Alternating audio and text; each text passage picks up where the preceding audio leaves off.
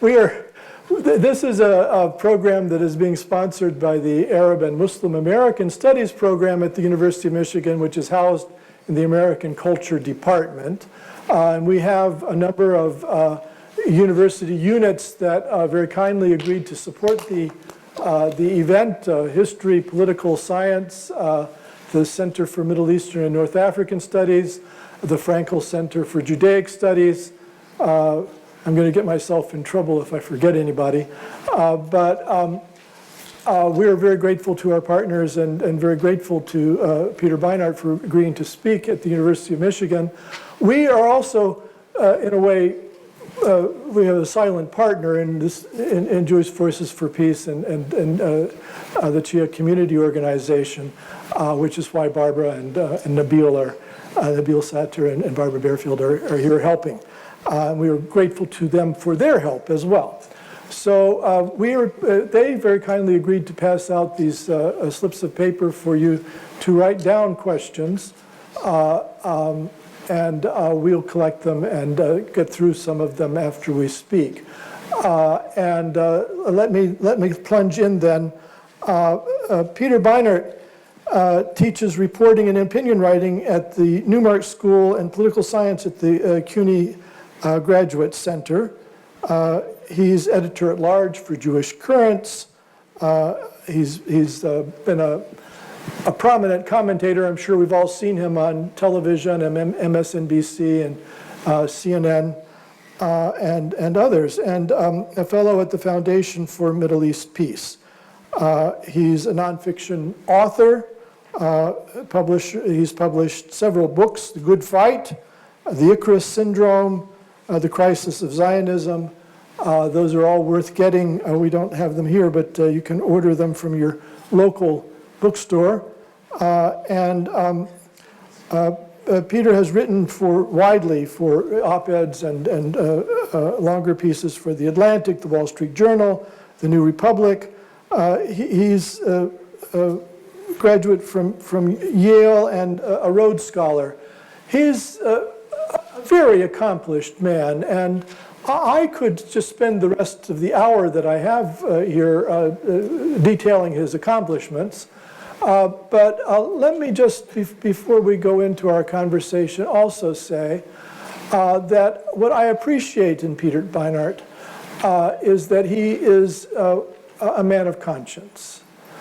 And I have come to believe that that is much rarer than I had once thought. And so all the more to be appreciated. And one of the things I like about Peter is also that he thinks deeply about issues. He'll take a stance, but he's willing to look at evidence and reconsider. And I think part of why we're here today is some reconsideration on his part, but also I think in the early zeros, he and I were on the opposite side of the Iraq War thing. Not acrimonious, but we would have argued with each other. I think I won that one, Peter. But not because I'm brighter than he is, I'm not, but because I had lived in the Middle East. And when Dick Cheney said that Arabs would welcome being occupied by a foreign power, I thought, that's not the place I lived. That may exist in some video game in Washington, D.C., but that's not the place that I live, and there's going to be trouble. In fact, I said, you know that scene in the Star Wars movie when they're in the trash compactor and hiding, and then it starts to move, and all the vermin kind of disappear because they know what's coming. And Harrison Ford says, I have a bad feeling about this. I wrote in March of 2003 that I had a bad feeling about going into Iraq. But I think it's very gracious and honest and conscientious of Peter Beinart to reconsider his stances in the past. And there are a number of such stances that he's reconsidered. Which, you know, people sometimes complain if you take a stance and then you change and say, well, you told us that. But, you know, Mahatma Gandhi had this book, Experiments with Truth. And I think that's what we're all doing. We're all experimenting with truth. So, you know, if you're doing an experiment and the vial explodes, then you don't mix those chemicals again. But it explodes because you were trying to do something there. I think Peter is experimenting with truth, and I'm eager to ask him about the truths in his new book, Being Jewish After the Destruction of Gaza, A Reckoning. Welcome, Peter. Thank you.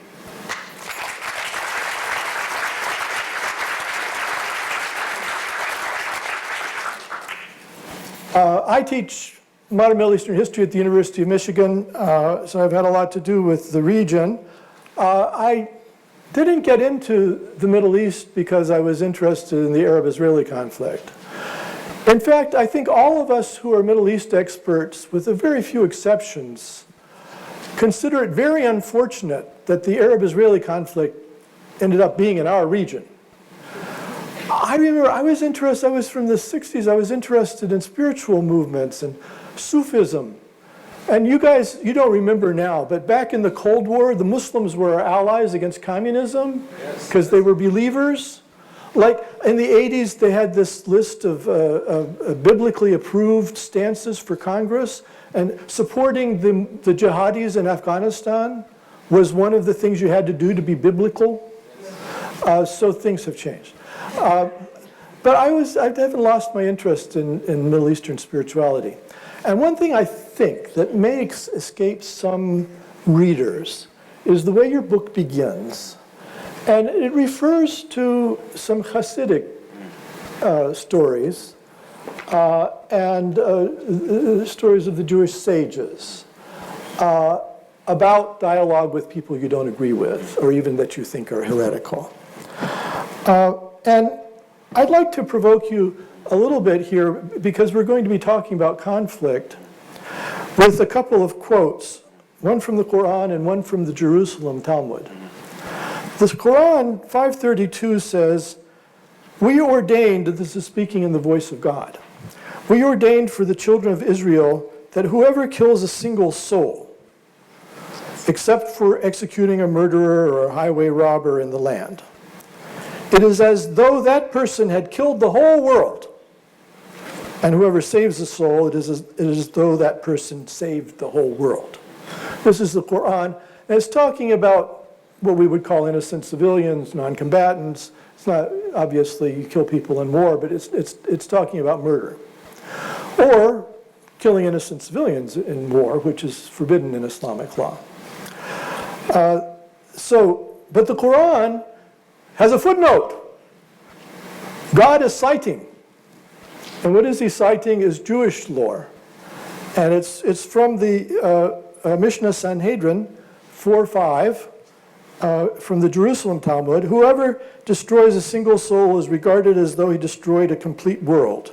And whoever saves a single soul is regarded as though he saved a complete world."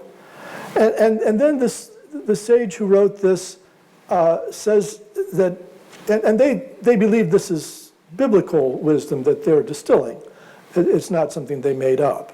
They say that the reason that God so ordained is that one man should not say, "My father was greater than thine." And underlying all of this is the notion that we're all descended from Adam. And if somebody had killed Adam, then none of us would have existed. A whole world would have died. So that's the Jewish and Muslim thinking about killing innocent civilians. It's not very much like the real world. Is that the question? It's funny you should bring that text.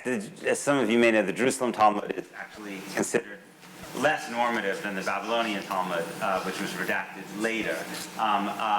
So interestingly, the Talmud, which was not written in the land of Israel, is actually considered the one that is kind of under Jewish law considered more important. Sorry, I didn't turn. Can you not hear me? Now we can. Oh, okay. And it's strange, particularly that you're citing Tractate Sanhedrin, because I'm actually in the midst of studying, I do something called daf yomi, which if you study a page of Talmud every day, then you can, it's a folio actually, both sides of the page, you finish the Talmud in 7.5 years. So I'm about 5 years in, and we're actually on Tractate Sanhedrin. So I can say with some authority, because I just studied it last night, that there are many, many aspects of Tractate Sanhedrin that are far less ethically uplifting than that. Some stuff that would sound a lot more like the real world than that. And that's just to make, I think, the point that religious traditions are vast and speak in many, many voices and represent many different aspects of human character. Some that are beautiful and speak about the infinite dignity of all people, and some that are sectarian and violent and seem extremely troubling to us, right? And so this is why I'm very reluctant to ever say that, you know, people like me represent Jewish values, right? Just as I would be reluctant to say that my politics represent American values, right? American values, Martin Luther King represented American values. Andrew Jackson represented a different set of American values, right? So one has to make a choice in a religious tradition, as in a national tradition, about which of these particular traditions you want to identify with, right? So there is extremely disturbing stuff in Jewish tradition, and extremely uplifting stuff. And I think, to me, the question ultimately comes back to, though, I think the point that you made at the beginning, which is to say, the Torah does not start with Jews. The story of Abraham and then of Isaac and Jacob begins part of the way into the book of Genesis, but the first people created according to Torah are not Jews, they're not Israelites, they're universal human beings, right? And so that is, it seems to me, one undeniable, very profound truth, right, about the value of all human life.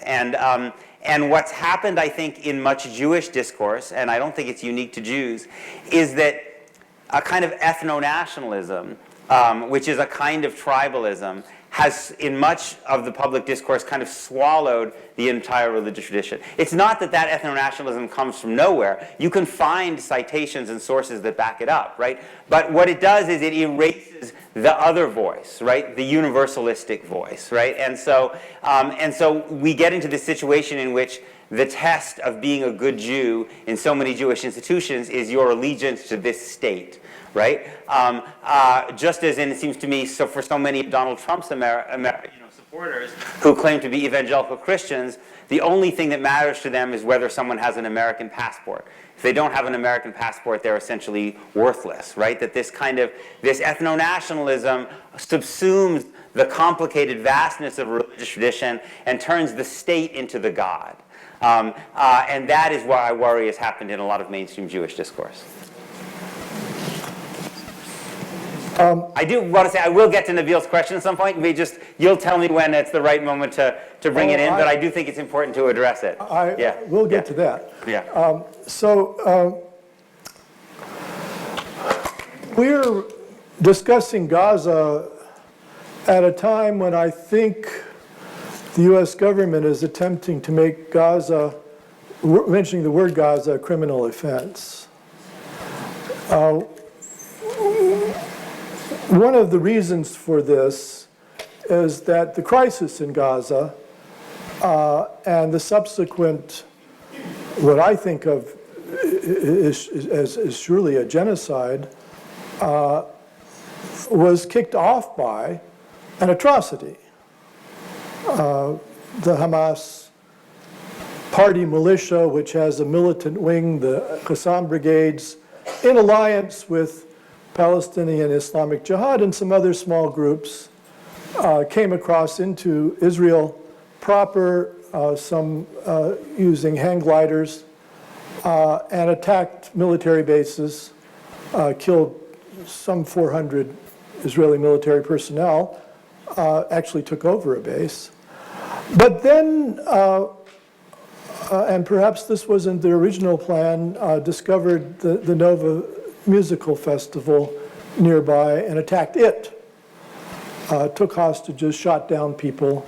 People talk about hiding behind garbage bins at the Nova Music Festival and cowering as people were looking for them to shoot them with guns. And kibbutzim were invaded. Ironically, the kibbutzim that were peaceniks and wanted peace with the Palestinians were attacked. A dear friend of mine, Joel Beinart, prominent historian of the modern Middle East, emeritus at Stanford, his niece, her husband, and their 2 children were kidnapped from a kibbutz. The niece and the 2 children were thankfully released in the first pause. The husband was killed. And Joel has spent his entire life advocating for Palestinians. This is a very difficult thing for him, for all of us. And I think that there are elements on the right in more than one culture that are attempting to say that if you object to the total war on Gazan civilians, that's a sign you support Hamas. And so that is the way in which they're attempting to make criticism of the way the war was fought into a taboo. But Peter, you talk about your heartfelt reactions on October 7th and your reactions as the war then unfolded in the book. Why don't you tell us more about that? Sure, and I want to say I really appreciate the way you started. I mean, it seems to me that, to go back to that quote from the Jerusalem Talmud that you quoted, that the fundamental basis for understanding Israel-Palestine and more broadly is about the preciousness and sanctity of life, right? And so people don't surrender the preciousness and sanctity of life just because they are part of a state that is committing oppression, right? Or a state that was built on mass ethnic cleansing. Indeed, this state was as well, right? Actually done a more complete job of it than Israel-Palestine. Doesn't mean that the lives of the people in this room who are like us, who are on stolen land, are not precious, right? It doesn't mean that the distinction between a combatant and a civilian doesn't matter. I think it's central to international law, and I think it's also, I think, central to the morality that I believe in, right? Which is why, like you, I think that October 7th was an atrocity, a war crime, a series of war crimes. And I worry sometimes that I do hear discussions that kind of dehumanize Israeli Jews by suggesting that the only thing you need to know about Israeli Jews is that they're settler colonists, right? And then, right, we also have a much more powerful dehumanization of Palestinians, right? Which has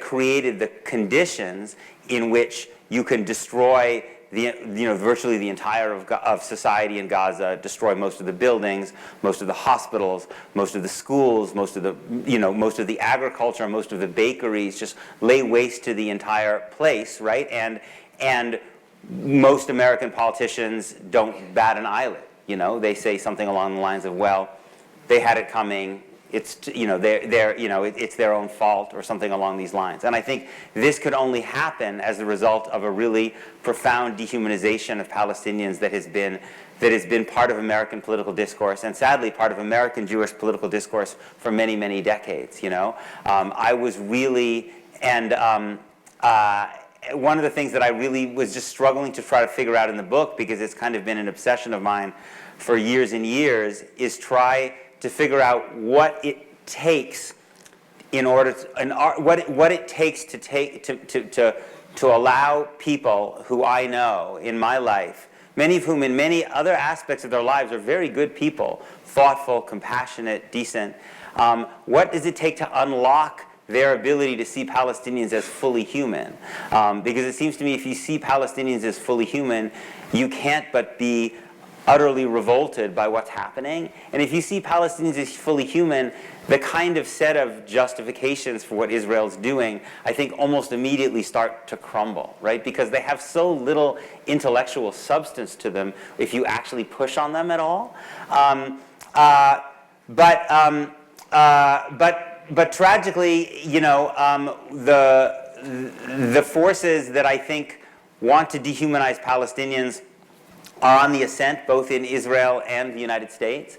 And I think it has to do, I think in the United States, it has to do in part with the entire backlash that we're part of as a country, which is to say, to truly see Palestinians and be able to see the world, to begin to see the world through Palestinian eyes, creates very, very uncomfortable questions for Americans. The more deeply invested you are in America's founding myths, the more uncomfortable I think it is to grapple with the reality of the Palestinian experience, because Israel's founding myths and America's founding myths are so similar. And I think that's part of the reason that we see this ferocious assault on pro-Palestinian activism and speech, because there's a recognition that the more that surfaces in American discussion, the more it puts on the table very, very fundamental questions about the history and creation and even legitimacy of this state. And the people who are in power in America right now are brutally hostile to any questioning of America's founding myths.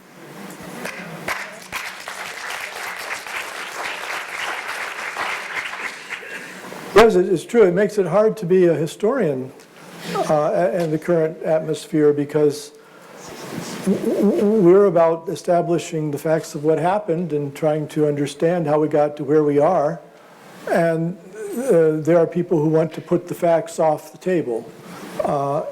We, as Peter said, the University of Michigan was founded in 1817, originally over towards Detroit, with a piece of land that was gifted to it by the Anishinaabe Native Americans, the Ojibwe and Potawatomi and other tribes, on the grounds that it would educate some of their children.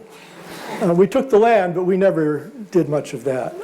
There have been a few Native graduates of the university, but it's certainly the hopes that the Anishinaabe had were not fulfilled. And then ultimately that piece of land was swapped for this one over here in this orchard that was owned by Anne, and also originally Anishinaabe land.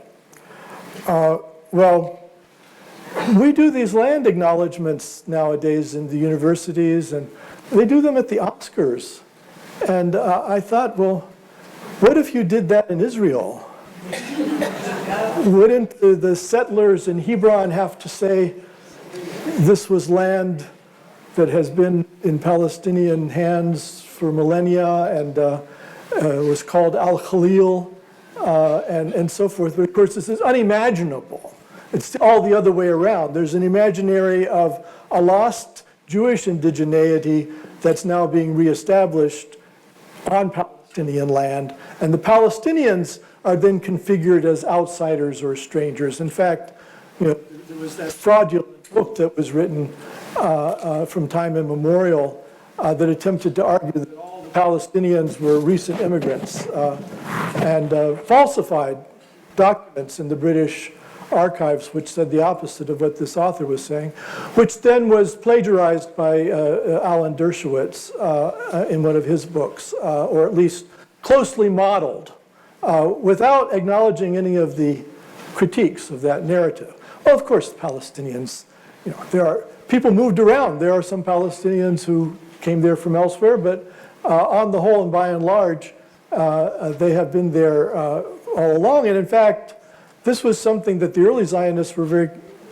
clear about, that many of them almost certainly were Jews who converted to Christianity and then to Islam. That is to say,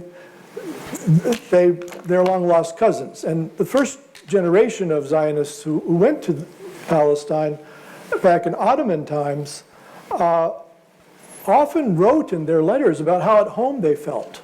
It was good to be back amongst your cousins and away from the Aryans in Europe. Those kinds of attitudes have shifted almost completely to where the Palestinians are now demonized. And this book comes out when the subject is frankly dangerous. If I could just say, I think that one can, I think one can acknowledge the self-evident truth of Palestinian ingenuity and also recognize the depth of the Jewish kind of ancient spiritual connection to the land. And I also think that it is worth noting that under conditions of extreme difficulty, there are some Israeli Jewish organizations like Zochrot, for instance, that actually do try inside Israel to do exactly that, to basically take Israeli Jews on essentially tours of the Nakba and say, do you know what was here before Tel Aviv University was here? So again, I think it's worth acknowledging them, not because they represent most Israeli Jews, of course they don't, but precisely because they're such a small minority that it takes a lot of courage. Yeah, good points. Sure, and so I was going to say that your book comes out at a time when it's positively dangerous. Mahmoud Khalil, who was one of the organizers of the protests at Columbia University last year, and who negotiated an end to the protests, has been arrested by Department of Homeland Security, according to press reports. Initially, they showed up without a warrant and came into his apartment without a warrant. And said they were arresting him because Columbia had revoked his student visa and he therefore had no grounds to be in the US. He then informed them in the meantime he had gotten a green card, which apparently they did not know about. So the DHS agent is alleged to have said, well, that's been revoked too. This is not actually the way it works. You have to go before a judge and be found guilty of some crime in order to have your green card revoked. It can't be done by an agent in the field. And then Secretary of State Marco Rubio, and I can't believe I'm saying those words, also came in and said the same thing, that his green card had been revoked. And now President Trump has apparently tweeted to this effect. Again, all completely without the slightest facade of legality. And it's being pointed out by many of my colleagues that if you can do this to a green card holder, you could do it to a citizen. And not only that, but Mr. Khalil apparently has been spirited out of New York to some deep state facility in Louisiana or someplace, and his lawyer can't get a hold of him. I presume that habeas corpus has not been abolished, and the U.S. Constitution, although in tatters, still does have some standing, and so eventually he must appear before a judge. But of course the case has been prejudiced by all of these statements, and it seems to me fascist with a large F, and it's about Palestine. It's about the inadmissibility that Peter was talking about of acknowledging the Palestinian narrative, which I agree. One of the great advances of historiography in my lifetime has been a questioning of master narratives and the admission that all historical events generate multiple narratives. And those may conflict and be difficult to reconcile with one another. We have to acknowledge them. So nobody wants to denigrate the Jewish narrative of themselves. They have a right to that narrative. But one also should not disregard the Palestinian narrative of themselves, which is not only disregarded, but now it seems to be made illegal. You have this rise of... Can I say something about this? Yes, please. I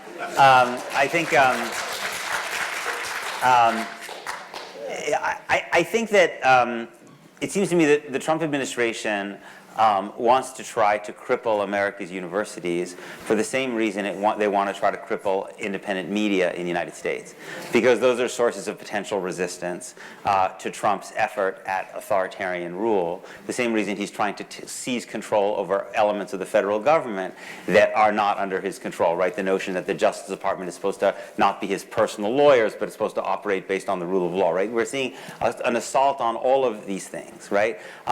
And so I think that this assault on universities gets dressed up in various ways. Partly it's about wokeism and DEI, right? But anti-Semitism is kind of one of the pretexts that's being used, right? And I just think it's really, really important to recognize that this is a pretext, right? I mean that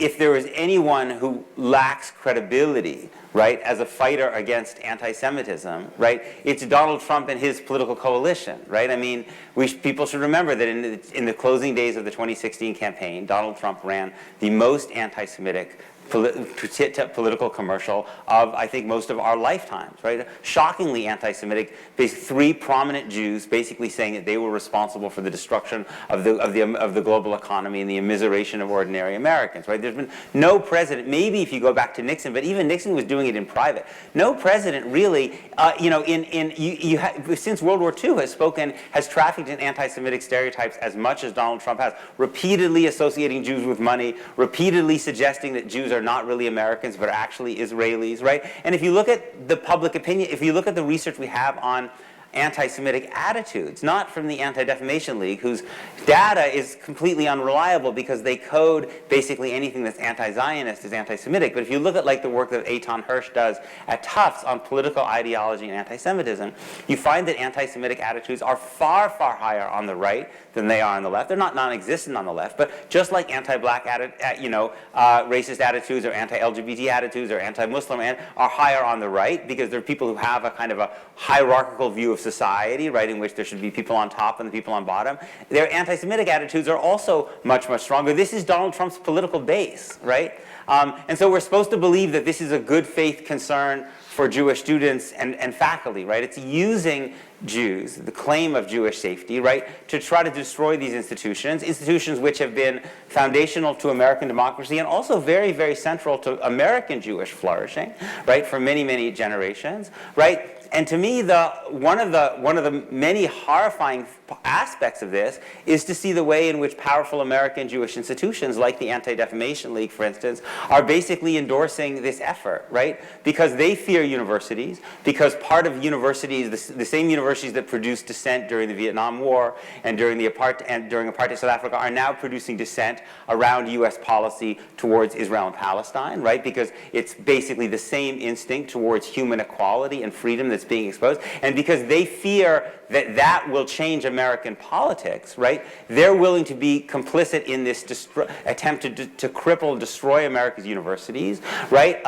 I mean, I have to say, at some very visceral level to me, some very gut level, to see powerful American Jewish institutions be part of an effort to destroy universities and destroy academic freedom and destroy liberal democracy is a horrifying thing to watch. And we're watching it in real time. And the question of whether we have enough power to defeat it is really an open question. Go ahead. Thank you. Thank you.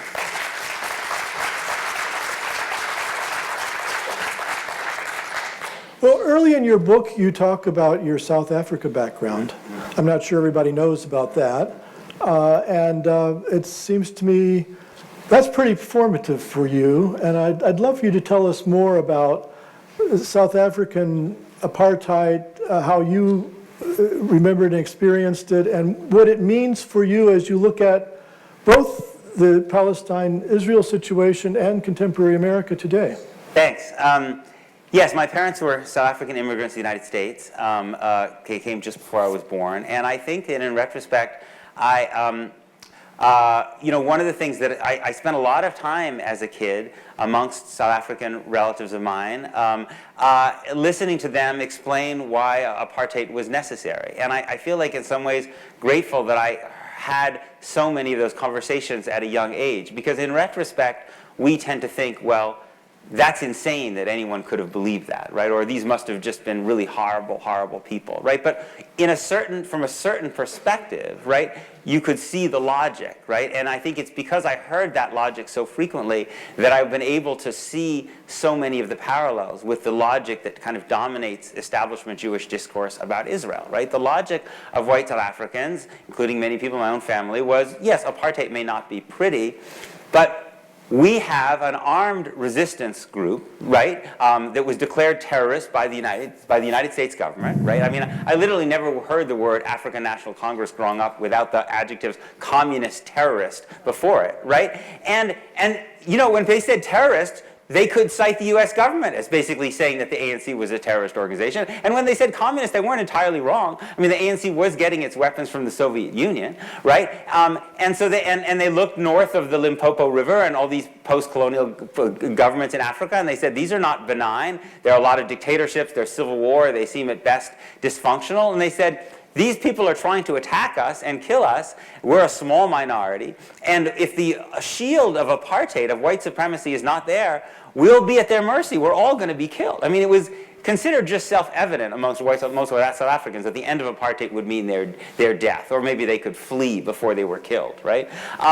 And so to me, I think asking the question of why those people were wrong, or asking the question about why Protestants in Northern Ireland are wrong, because they believe very similar things. Ian Paisley, the Protestant leader, says on the eve of the Good Friday Accords, which give Catholics political equality, he calls it prelude to genocide, right? So the question is, why were they wrong, right? And I think, to me, the reason they're wrong is because when people have a voice in government, right, when they have the right to vote, right, then the incentive to take up arms goes way down, right? Black South Africans were not taking up arms because they had some inherent desire to kill white people, like it was their hobby, right? They were doing it because they had no other way of getting the government to respond to them. Nelson Mandela turned the ANC away from nonviolence because he saw nonviolence wasn't working, and Black South Africans had no nonviolent mechanism to get the state to meet their needs, to represent them, right? So once Black South Africans got the vote, Mkhonto Wesizwe, the ANC's military wing, Spear of the Nation, ceased to exist. It no longer needed to exist. Black South Africans had a nonviolent mechanism because Black South Africans didn't want to be killed, right? They wanted to have the government be accountable to them, right? And I think that's the same dynamic we see. Again, not that everyone always lives happily ever after, right? There are always deep injustices. There can be new movements of oppression that emerge. Of course, history doesn't just end, right? But the point is that I think political science literature shows that in divided societies, everyone is safer when everyone has a voice in government, and that everyone is less safe when one group of people is locked out of political power, it doesn't have a voice in government, because it's that when people turn to arms, right, because there is no other way of getting the government to respond. I mean, and look at the situation for Palestinians. Palestinians have tried so many different efforts, right, at trying to change a situation in which they lack the most basic rights, appealing to international institutions, calling for boycotts and divestments and sanctions, largely nonviolent marches like the Great March of Return. Palestinians have even tried a strategy of collaboration. Right? The Palestinian Authority, since the Second Intifada, has basically been practicing a strategy. I mean, Mandela and Jerry Adams would never have done this, right? But they basically said, listen, if we work with the Israeli army to prevent armed resistance, we can get the Israelis to trust us to allow us to have a state, right? Even that has been an abysmal failure.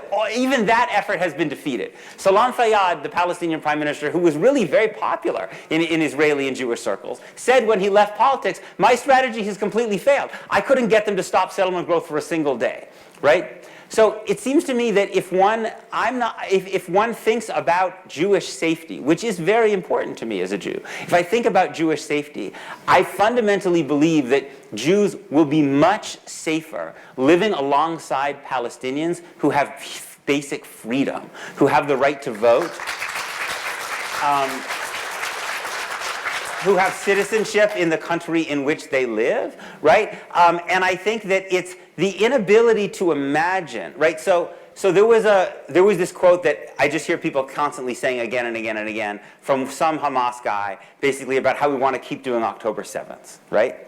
And so the way in which that's interpreted is that basically, no matter what the context is for Palestinians, no matter what their political circumstance is, Palestinians are just going to keep doing October 7th because that's the way they are, right? But that's a racist, dehumanizing discourse. The same kind of thing that the way people talked about Black South Africans, the same way that Protestants talked about Catholics. In reality, people behave, and political movements behave very differently, right? Depending on what their options are, right? And when you give people the option of being able to have a government that listens to them without having taken up a gun, then I think everybody is less likely to be in danger. And that's the lesson that I learned from being the child of South Africans.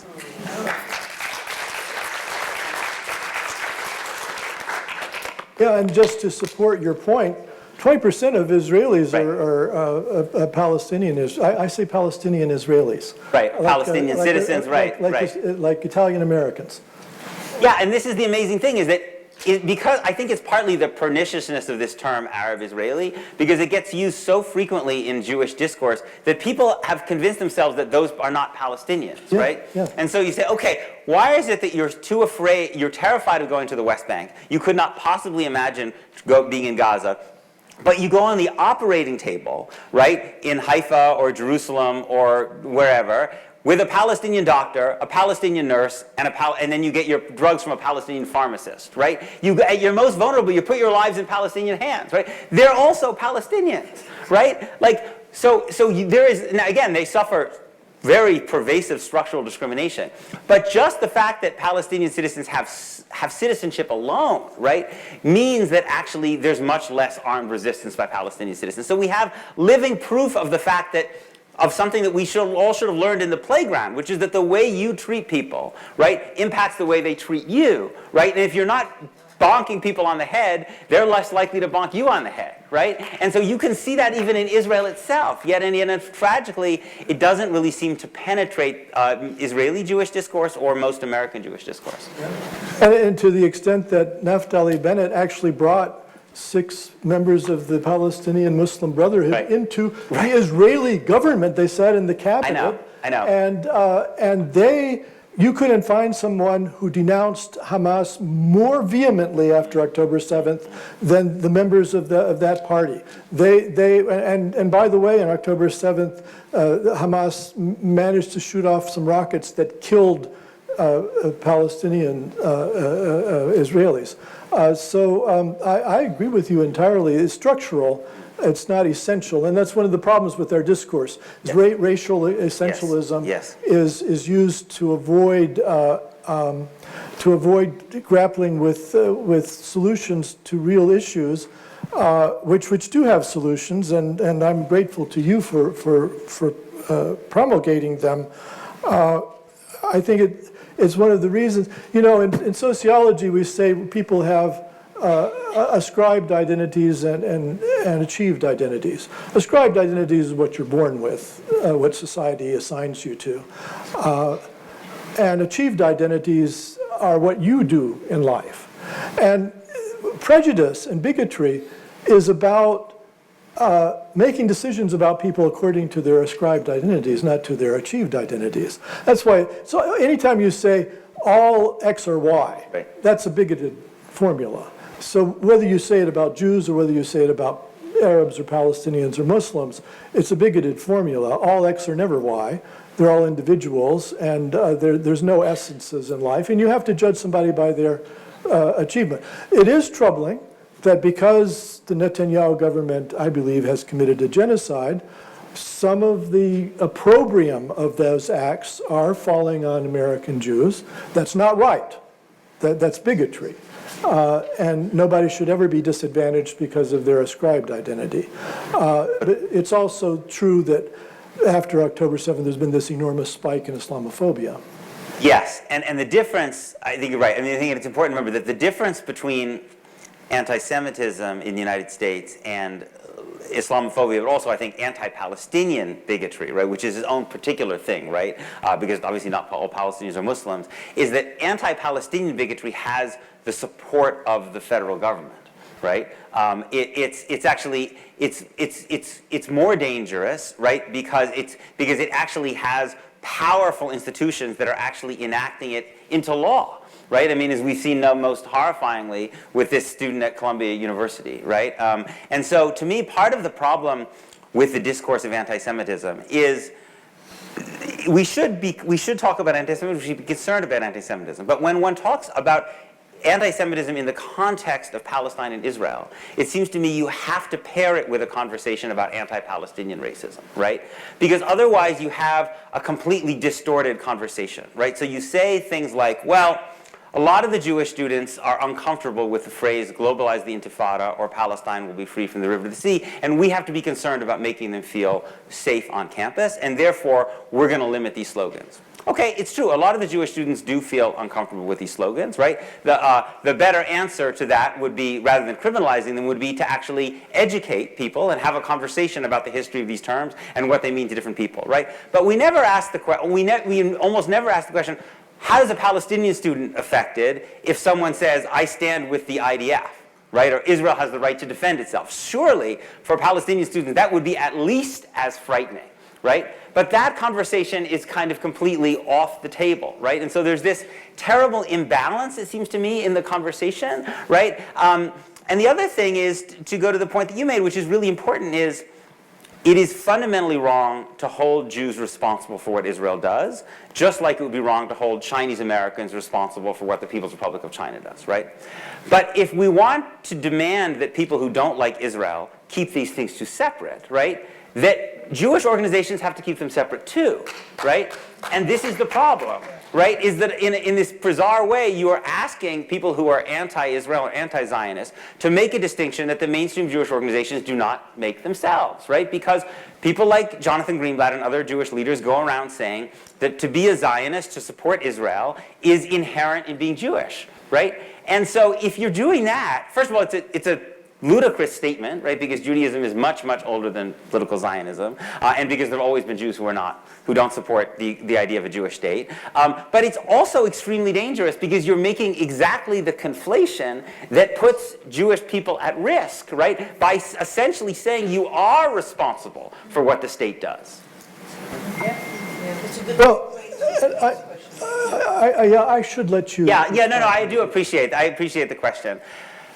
To me, look, I'm obviously not going to tell anyone, least of all a Palestinian, they should have anything, that their view of Zionism should be anything other than what is produced by their experience, right, with a state that has Zionism as its political ideology. To me, the reason that the cultural non-state Zionist tradition, the tradition of people like Judah Magnus and Martin Buber, who opposed a Jewish state, as I oppose a Jewish state, who believe in an equal binational state, who oppose the idea of Jewish supremacy. The reason that I think it is important to talk about that tradition, and the reason I talk about it specifically in Jewish audiences, is it is considered kind of axiomatic in much Jewish discourse that if there is not a state that gives Jews legal supremacy, then there can't be a flourishing Jewish culture in Israel, Palestine, that there can't be a flourishing Jewish presence. And it's really important to separate these two things and to say that actually there were very, very prominent thinkers who believed in the importance of having Hebrew-speaking communities in Palestine and Israel, but did not support the idea of a state based on Jewish supremacy. That tradition and remembering that tradition and bringing that tradition to the moment is important if we are going to open up a Jewish discourse and help people to imagine the idea that Israeli Jews can not only live but flourish under conditions of legal equality with a state that doesn't give them legal supremacy, a state based on equality under the law, and a state that's committed to historical justice. Thank you. It was Edward Said's position as well, as I understand it. What's fascinating, right, is that this position, which was as a marginal position of a few German Jewish intellectuals in the 30s and 40s, didn't have much support, among Jews at that time, and it wasn't really the Palestinian position generally either. Is that Said late in his life, when he gave up on the idea of partition, right, basically came back to this idea himself and said, everyone here needs to be treated equally. There are two groups of people that have collective identities. We can accept, and this state could acknowledge those collective identities, but critically within a condition of equality for everybody. Well, it seems to me that, yes, that's worth clapping for. It seems to me that there have all along been only a few likely outcomes of this conflict between the Israelis and the Palestinians. One is a two-state solution, which seems increasingly unlikely. although it's the mantra of the US government and lots of governments around the world. Because if you're a politician and you're not really very interested in a subject, the reporters are always asking, what's your stance on this? So they say a two-state solution. Right. It has no substance, and they're not actually doing anything to make it happen. Right. They don't actually support a two-state solution, right? Oh. When these people, because you can't support a two-state solution and support unconditional US support for Israel as Israel continues to basically take more and more of the land on which Palestinians will build their state, right? I mean, it's like when people say, what's your position? And you say, my position is to support the two-state solution. It sometimes reminds me of someone said to me, like, what's your position on running the New York Marathon? And my position would be, I support running the New York Marathon. And then they say, well, hey, do you do any running? And they say, no, I mostly sit on my couch and I eat chocolate cake. It's like, well then, what does it, economists say, revealed preference, right? Your actual real position is not that you support running the New York Marathon, right? And I think that's the way that 90% of the American politicians who say they support a two-state solution actually treat a two-state solution. Yeah, but then another possibility is a one-state solution, which, there are lots of binational states in the world. You mentioned in your book Belgium. There's Lebanon, although I wouldn't hold that out as an example to be aspired to.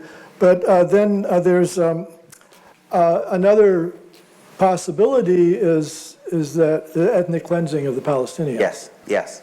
And while I would have said that was the least likely 10 years ago, at the moment, it's the official policy of the U.S. government and of the Israeli government. And the Israeli government. And that's one thing I wanted to bring up with you, is that, Zionism, Shmayanism, people can believe what they want, but there's a section of Zionists who practice the ideology as a cult.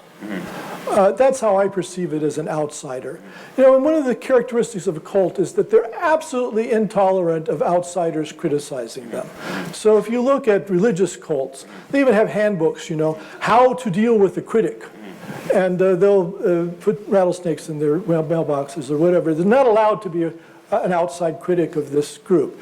And there are lots of groups in society that feel this way. I'm not singling out the Zionists, but there are people who feel like you're not allowed to criticize the Israeli government. And if you do, we will get you. So you have the Canary Mission tries to ruin people's careers, they smear people. This is being funded by Jewish community organizations in some instances. And it's a cult-like behavior that I have always objected to, because the Israeli government, is a government. It does good things and bad things. But it always seemed to me unreasonable. It would be like Italian Americans saying we can't criticize Giorgia Meloni for being a fascist. Right. And they don't typically do that.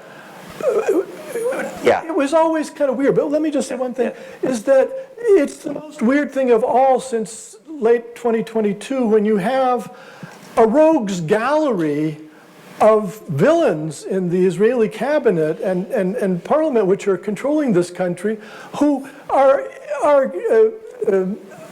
against gay rights. They want to make women sit in the back of the bus. They want to undo Israeli civil liberties.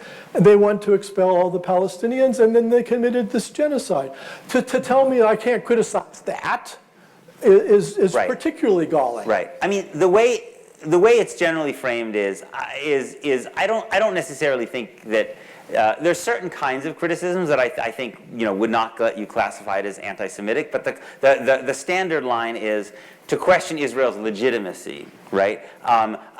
Is anti-Semitic, and I think the point you're getting at seems to me part of what I try to talk about in the book is a kind of idolatry, right? Which is to say that that if you see a state as having unconditional value, which is to say the legitimacy of the state is unconnected to what the state does. Nothing the state can do that can lead to a question about the morality and the legitimacy of the state. Then you have a relationship of worship to the state, right? Idolatry is the worship of something that's human-made. States are created by human beings, right? And so to me, the Hebrew Bible actually has a very skeptical relationship to the idea of states, or what it would have called kingdoms, right? And Jewish tradition, at least the elements of Jewish tradition that speak most powerfully to me, start with the idea that human beings are created in the image of God. Abraham Joshua Heschel said the only thing created in the image of God is the human being, right?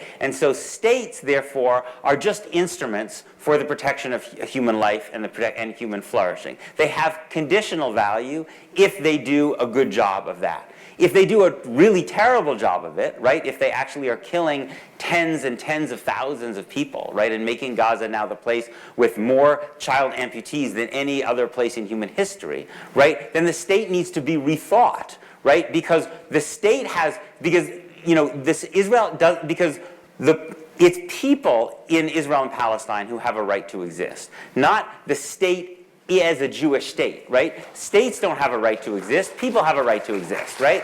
And if the people's lives are being destroyed, then you imagine a different kind of state that would do a better job of protecting the lives of those people. And this is what's considered to be kind of beyond the pale or even anti-Semitic in much American Jewish discourse, but it's actually the way we talk about many states all the time, right? I mean, people would say, people could be, thank goodness people were able to imagine that South Africa, right, could do a better job of protecting the lives and dignity of the people under its control than it was doing as an apartheid state. People can imagine that Iran could do a better job of respecting the rights and dignity of the people under its control than it's doing as an Islamic state, right? States change their characters all the time, and we often hope that states will move in the direction of recognizing the rights and equality of all the people under their control, right? And so the notion that the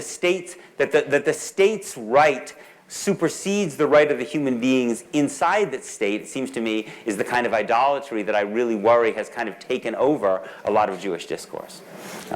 And then, if I can say, I mean, and then the reductio,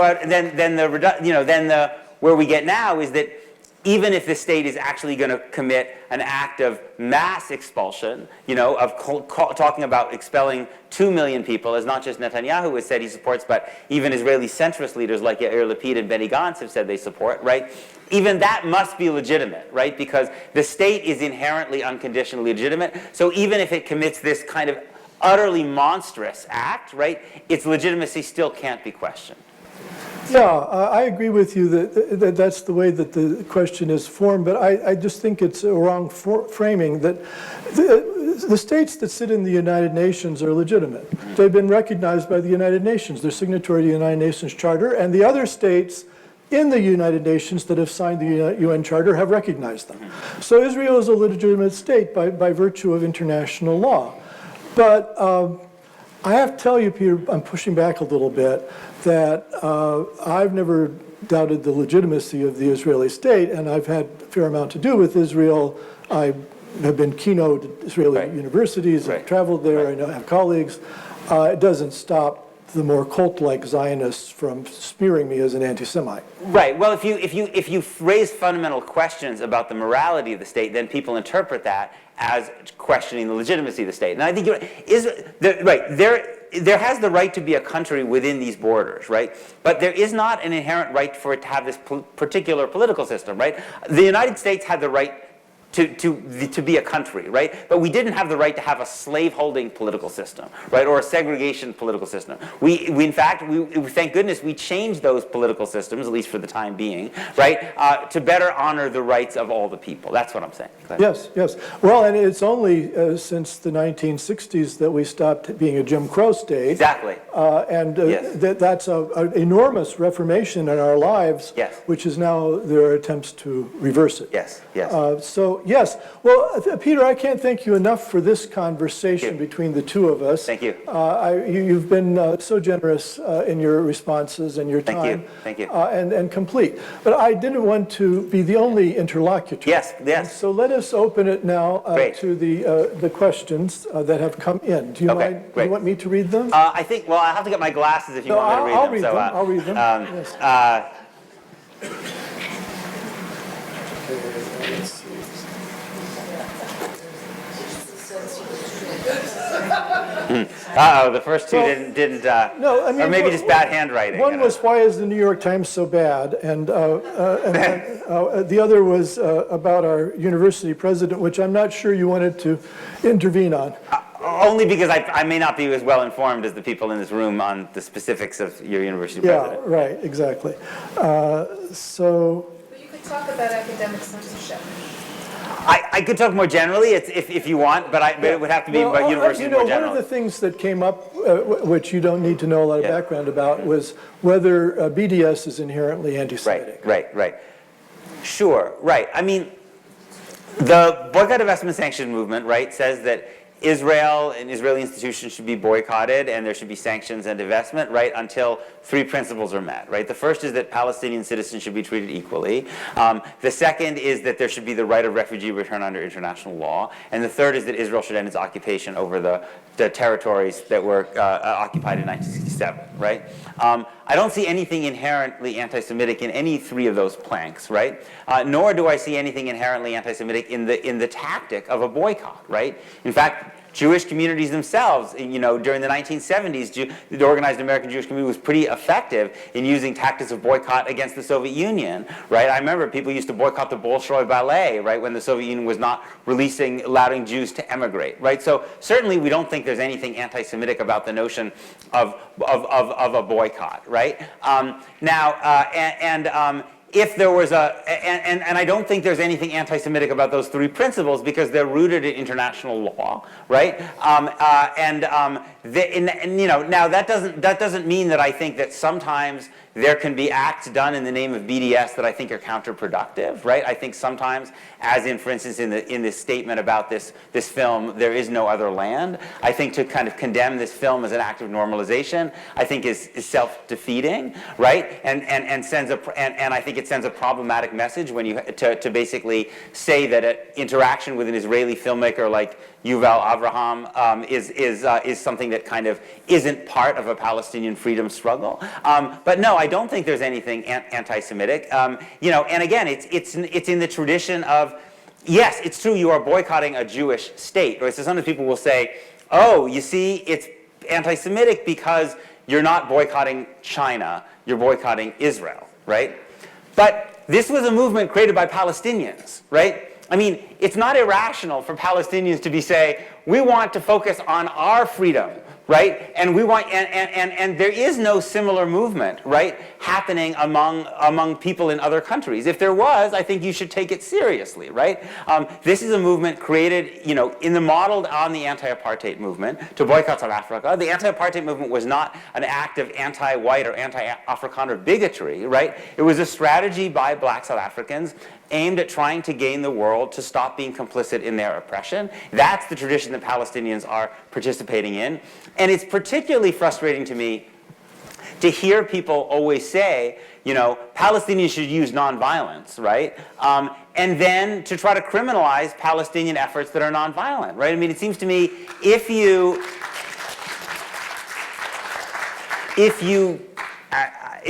don't want Palestinian armed resistance that targets civilians, which I oppose, as I opposed October 7th, right? Then it seems to be especially incumbent on you, right, that you support Palestinian efforts at fighting for freedom, which do not take civilian Israeli life, right, which honor the dignity of all people. And you can't, if you shut down every Palestinian nonviolent effort, right, you criminalize BDS, you sanction the International Criminal Court, right? You shoot Palestinian nonviolent protesters, right? I mean, my friend Mohammed Shahada, who I quote in the book, who's from Gaza, has literally told me about conversations he's had with people he grew up with who are in Hamas, who say things to him like, Mohammed, I know that you oppose these efforts. I know you think it's wrong to target Israeli civilians, but we don't think your efforts have gotten us anywhere. Your efforts have not worked, right? So it seems to me we need to be doing the work to prove people like Mohammed Shahada right, to show that those efforts are successful, and that's actually a way of keeping Palestinians and Jews more safe by making Palestinian nonviolence successful.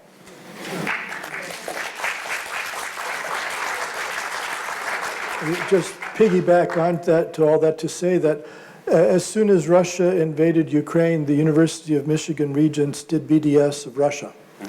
Nobody has suggested that that was anti-Slav.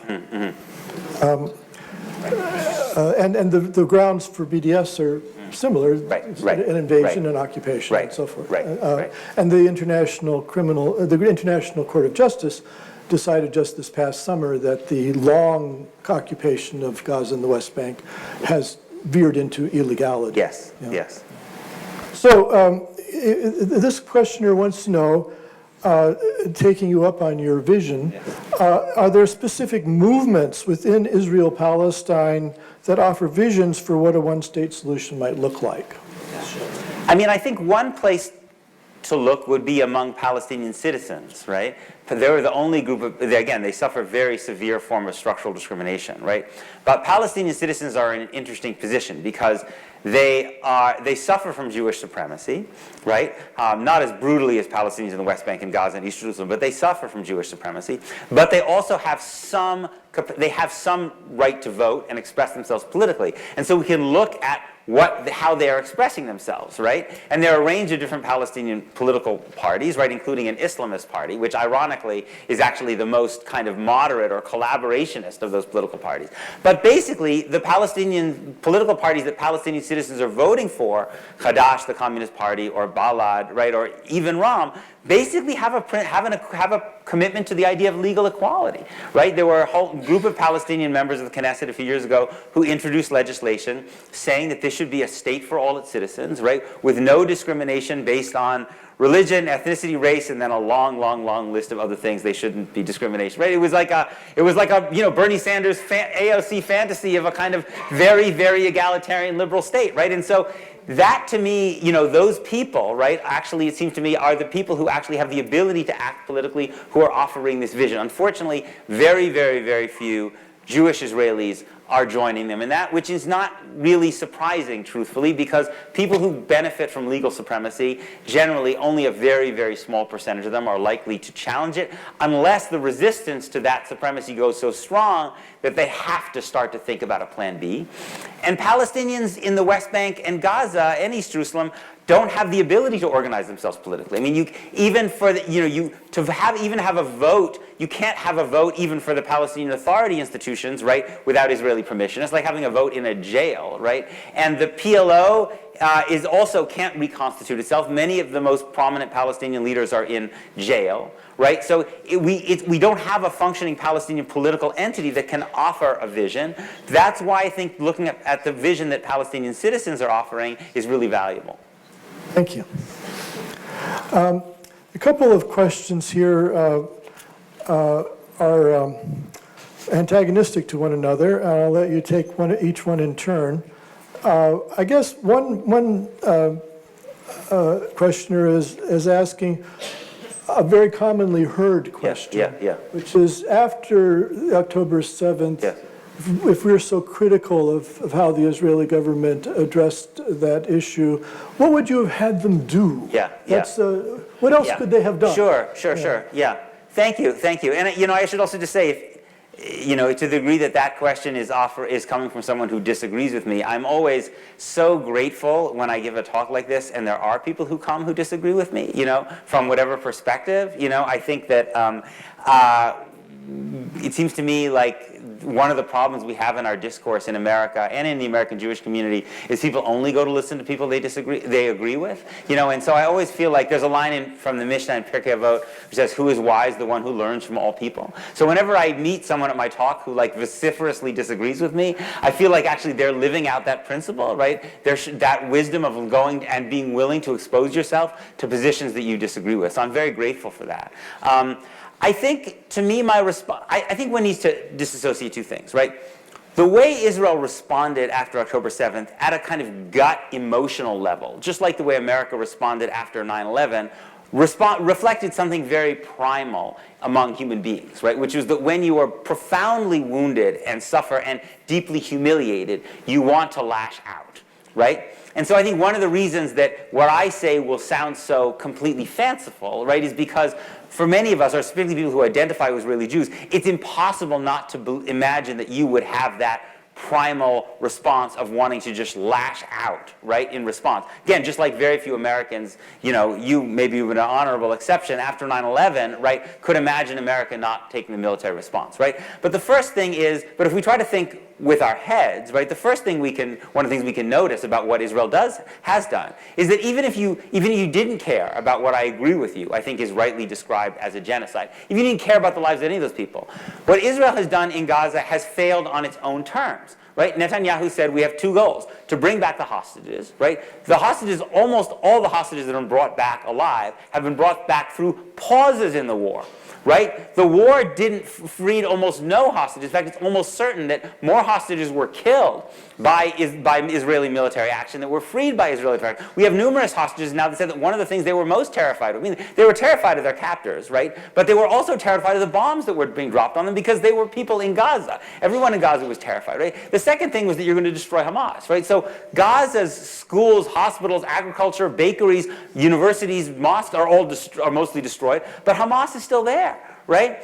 And I think one of the reasons that, and Hamas has a huge pool of new recruits, right? Because we know that Hamas recruits from families of people who've been killed, because people will want revenge, right? Which is and secondly, that I think that a lot of the weapons that Hamas will assemble in the future will be made from Israeli weapons that were dropped on Gaza. Right? I mean, the Viet Cong did the same thing, right? This is not a new thing, right? So you're even literally producing the massive ordnance that then they are going to reconstitute again to fire at you, right? So it's not a very effective response, right? It seems to me, and it's not effective because it sees Palestinians as a military problem, not as a political problem, right?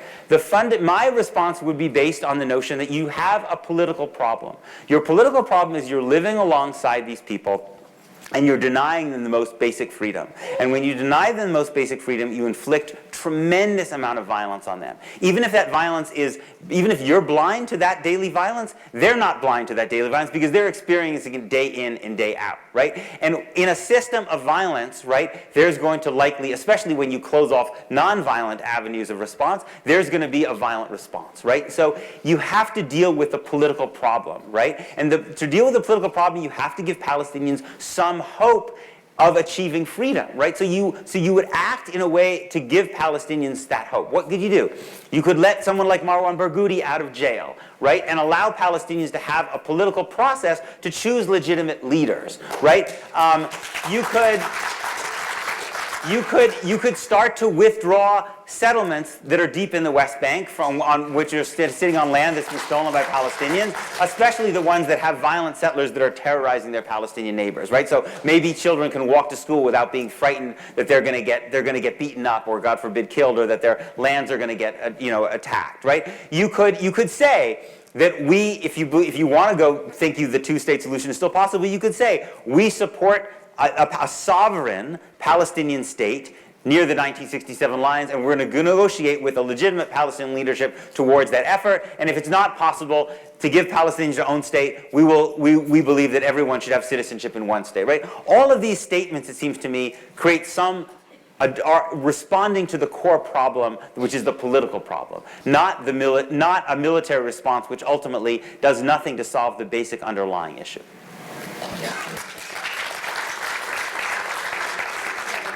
I would just say, if I might, that the universities in Gaza were not Hamas, and there was no grounds for destroying them. Al-Azhar University, which had, I think, 16,000 students, and including a medical school, was run by the PLO, which has a peace treaty with Israel. Right. So destroying that seems to be especially pernicious. Right. I mean, and for goodness sakes, if we're going to talk, as we so often do, about student safety, right? Because students might be hearing something that makes them feel unsafe on an American college campus, then surely we should be 100 times more concerned, right, about the college students in Gaza, right, who are being slaughtered in huge numbers, right, as their universities are just bombed to smithereens. And the other thing to say is that after World War II, which killed 63 million people, the world tried to make an international humanitarian law of war, the Geneva Conventions and so forth. There are rules about how you can fight a war. Yes. And I remember talking to U.S. military officers during the Iraq War days, and they would all swear to me that the Geneva Convention was their Bible, that they would not do anything in Iraq. And I think the officer corps believed that. Yeah. I think that the current U.S. government and the current Israeli government are destroying the foundations of the post-war order. Absolutely, and we're going to be, just as, and a door has been opened, right, or maybe opened more widely than it was. And other leaders and other regimes are going to walk through this door, right? And what is, this idea that Palestinians are a disposable population, right? That what Israel wants is as much land as possible with as few Palestinians on it, right? And so that now they've been basically invited, right, to think about an act of mass expulsion as the way of dealing with that Palestinian problem. There are going to be a whole series of leaders around the world that will look and say, we have disposable population. I mean, you can only imagine what's going through the mind of someone like Narendra Modi in India, right, who would much rather have an India with fewer Muslims around, right? And he's saying, wow, I can do this. This is now an acceptable option that's on the table. I think we're going to be, the horrors of this are going to reverberate so much more widely than just in Palestine and Israel. Amen. Now, I hope that these two people are not sitting next to each other. The other question is, explain why Israel has a right to exist as a Jewish state when Zionism set out to ethnically cleanse Palestine from the beginning, and under what authority? The UN? No, I don't think Israel has a right to exist as a Jewish state. I think Israeli Jews have the right to live equally and safely alongside their Palestinian neighbors in Israel and Palestine, right? But I don't believe in supremacist states. I don't believe in states that give people of one racial group legal supremacy over another, and I don't believe in states that give one religious or ethnic group legal supremacy over others, right? I'm opposed to... And there's something kind of like strange about it in some ways. I find often strange because most if you say in much of American Jewish discourse, if you say you oppose the existence of a Jewish state, you're considered to be kind of a bizarre and maybe dangerous, if not self-loathing person, right?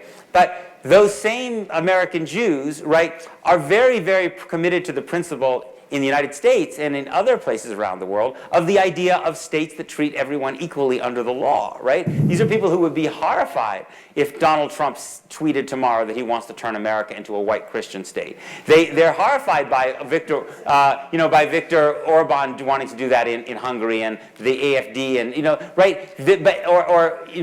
But these two things go together. If you make an exception for Israel and you say, we oppose supremacist states, but for us, we need to make an exception because we're a small group and we've had a really, really rough history, right? The problem with that, in addition to the fact that it leads to brutal violence against Palestinians, is the exception doesn't stay in Israel and Palestine, right? Because what's happened is that Israel has become a kind of model for all of these leaders and movements around the world who want supremacist states for their population, right? And so you see that Israel is now part of this kind of global alliance with people like Modi and Bolsonaro and Orban and these kind of basically neo-fascist groups across Europe and parts of the Republican Party, all of whom are basically part of a global effort to destroy the principle of equality under the law and create states that are basically have legal dominance for one tribe. And in addition to that being terrible for the world, it's also very bad for the Jews in those other countries, right? I mean, Jewish flourishing throughout the diaspora has been because these are states that have moved haltingly towards the principle of equality under the law. We have benefited so massively that this growth of global ethno-nationalism, in part inspired by Israel, is really a danger to the principle that have helped so many Jews around the world flourish in these states that treat us equally.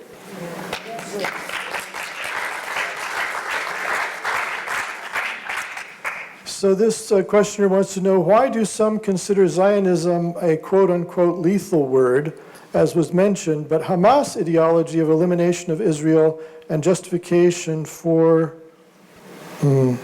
is not considered, October 7th is not considered lethal? Well, as I said, I think October 7th was lethal, and I think it was immoral, the targeting, killing, kidnapping of civilians, again, which I think is a war crime, a series of war crimes. I oppose Hamas's ideology because I oppose Islamic supremacism. I don't know exactly what Hamas would do if it were in control of a state, but the principle of an Islamic state is one that I oppose because it implies that Christians, Jews, atheists, Baha'is, anybody who wasn't Muslim would not be treated equally by the state, and I'm fundamentally opposed to that, right? So for me, I think there's a consistent principle that connects my opposition to Jewish supremacy to my opposition to a movement that talks about Islamic supremacy. I've often asked this kind of question. I don't, aside from Palestinians who are, you know, who knows what they believe, and the conditions under which they live are very difficult. But I don't know of any supporters of Hamas. In fact, in the Arab world, it's widely hated. This is why Egypt and Jordan haven't lifted a finger during these conflicts. I heard the story in the Gulf that the emir of the United Arab Emirates, Mohammed bin Zayed, called up Netanyahu. And Netanyahu said, after the war, we want you to put your millions into rebuilding Gaza. And bin Zayed said, well, I might do that, but first you have to destroy all the Hamas. You're not doing a good enough job destroying Hamas. So, you know, configuring this as only a Israel-Palestine issue is maybe not right. But I don't believe there probably is a lot of support for Hamas out there. And I would also say that in addition to being illegal and immoral and war crimes, October 7th was stupid. And Mao Zedong talks about how there have been many incidences of peasant rebels who just strike out. And he said they always fail because they have no base to retreat to. He said you need mountains, someplace you can get away from the enemy. If you're a guerrilla group, you can't have a return address. And I think the problem with ISIS and Hamas and these militant groups in the Middle East is they never read Mao, and they keep doing these sort of spectacles of terrorism, and they have no base, they have no place to retreat to. And so inevitably, the enemy comes for them and their people, and they lose. I object as a military historian to the sheer stupidity of this way of proceeding. Right, but I think that, that objection, which I agree with, I mean, on moral and strategic grounds, has to be paired, right, as I know you agree, it has to be paired with actions, right, that support other kinds of Palestinian efforts at freedom, right? Because otherwise, basically, the message you're sending to Palestinians is you have only one acceptable option, right, which is basically to suffer without basic human freedom for the rest of your life and then die, right? And that's not an acceptable thing to say to any group of people. Sure. So this questioner says, I'm completing a study on the silencing of Arab Americans and their allies. Thus far, my research is showing advanced self-censorship, as Tim Snyder points out. My question is how, if at all, we can challenge the narrative if we are pro-Palestinian lives and dignity, that we are anti-Semitic. I guess there's a word missing, but anyway, you get the point. Yeah. I mean, I guess part of the reason that I wrote my book, and you know, is because I feel like I want to, in some very small way, try to be part of a change among American Jews, because and not because I believe that American Jews have some privileged role in this conversation, but precisely because I don't believe we have a privileged role in the conversation, right? But that unless the organized American Jewish community changes, right, it's very, very difficult for Arab Americans and just all kinds of people of goodwill to actually enter in this conversation without being smeared as anti-Semitic, right? And so, to me, it seems to me, our community needs to change so we create space, right, and stop using this term so promiscuously to basically intimidate and silence people from being part of the conversation. Because it seems to me, if the Palestinian freedom struggle is going to succeed, it's gonna have to be one of these great moral movements like the civil rights movement, the anti-apartheid movement, that brings people from all different backgrounds who have a common instinct about freedom and equality, right? But that too many people now, both in high positions and just ordinary people, are deterred from that by this fear of being accused of being anti-Jewish bigots, right? And so we have to fight inside the Jewish community in order to stop doing that, right? And to make there be some kind of price, right? There should be a price for unfairly calling someone anti-Semitic, right? Right now there's no price at all, right? And we should have a kind of, it seems to me, revulsion at calling people bigots when they're fighting for human equality, because it's really Orwellian, right? Bigotry is wrong because it's the denial of human equality, right? So if you're using charges of bigotry to defend a system of inequality, and you're calling people bigots because they're fighting for human equality, right? You're doing something profoundly morally perverse, right? And that is, in fact, what groups like the Anti-Defamation League and others are doing every single day, right? And it's also like a terrible desecration, it seems to me, of the history of Jewish suffering. Because the reason good people don't want to be called anti-Semitic is because they know about the terrible things that were done by anti-Semites in the past, right? And so in a way what you're doing is you're trading on that history of Jewish suffering, the history of genocide, right? And you're weaponizing it, you're turning it, you're bringing it into a political argument because you don't have anything else that's effective, right? And it's not this generation of Jews. It's not Jonathan Greenblatt of the Anti-Defamation League who suffered through the Shoah, right? We are trading on the legacy of the suffering of previous generations of Jews in order to justify a system of suffering of Palestinians, right? That seems to me terribly morally perverse, right?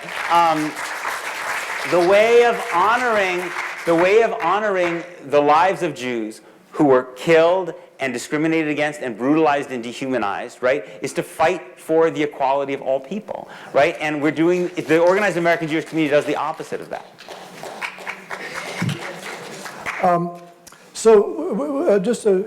One last question. Someone has asked, how important are the rights of Palestinians within Israel to the outcome of the Palestinian state?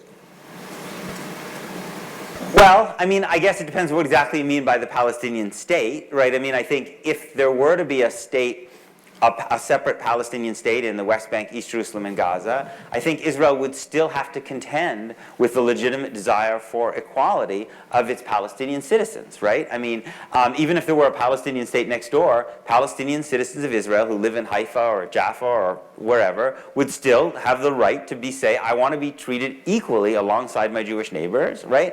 And right now they're not, right? And I think that there's some fundamental realities about the way the state of Israel operates, including inside the Green Line, vis-a-vis Palestinian citizens, that are just generally absent from mainstream American political discourse and mainstream American Jewish discourse, right? Like some really basic things, right? Like the fact that Israel has a segregated educational system, right? It's got different tracks for Jews, and then it's got a separate track for Arabs, for Palestinians, right? I mean, for many Americans, that should sound disturbingly familiar, right?